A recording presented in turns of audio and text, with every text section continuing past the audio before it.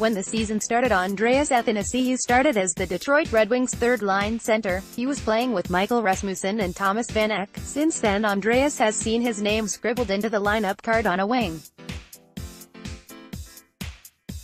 Sometimes he's on the second line with Frans Nielsen as his center. He had a massive point outburst on that second line with a Gustav Nyquist on the opposite wing. As a member of that line, Anthanasiou went on a 14-game tear. He recorded 14 points in 14 games. It had been hit and miss since the line needed to split up once Anthony Mantha was injured and Nyquist was required to be elevated to the top line to replace the big power forward. He's spent a minimal amount of time on Larkin's wing, but if the team is unwilling to trust AA down the middle, I wish they would experiment with that once again. I think he could thrive with Nyquist and Larkin on the top line. More from Octopus thrower currently, Athanasiou is scorching hot once again. Over his last 5 games, he's recorded 5 goals and 6 points. He is the definition of a streaky scorer. Prior to getting hot of late, he had a terrible cold spell going 11 straight without being able to score.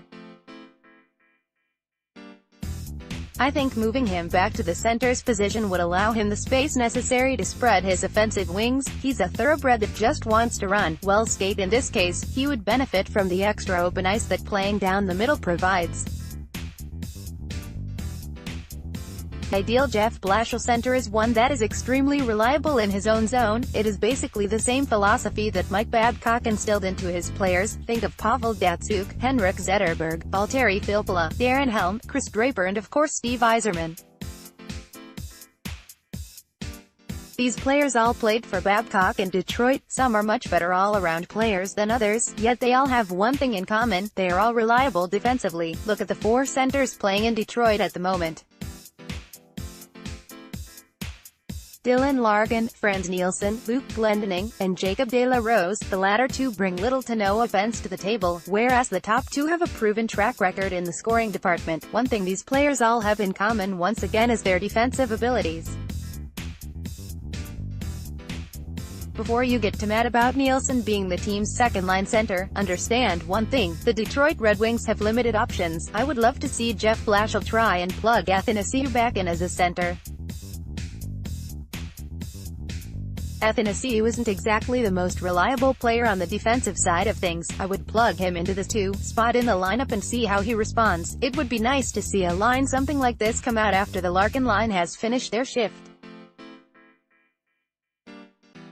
I like the idea of this being our second line: Vanek, Athanasiou, Mantha. The line would provide size and scoring ability with Mantha, the blazing speed of Athanasiou and the veteran leadership of Thomas Vanek. I think the days of Vanek being a second-line forward are long over, but in this case, it would allow a young player like Rasmussen play on the wing alongside Frans Nielsen and learn what it is like to become more of a complete player. Frans Nielsen is better suited as a third-line center as he struggles to put together a 50-point season. I think if he were moved to the third line and flanked by Glendening and Rasmussen, the trio would be tough to play against and they would still provide some scoring ability. Next, the Detroit Red Wings' New Year's resolutions. Want your voice heard? Join the Octopus thrower team.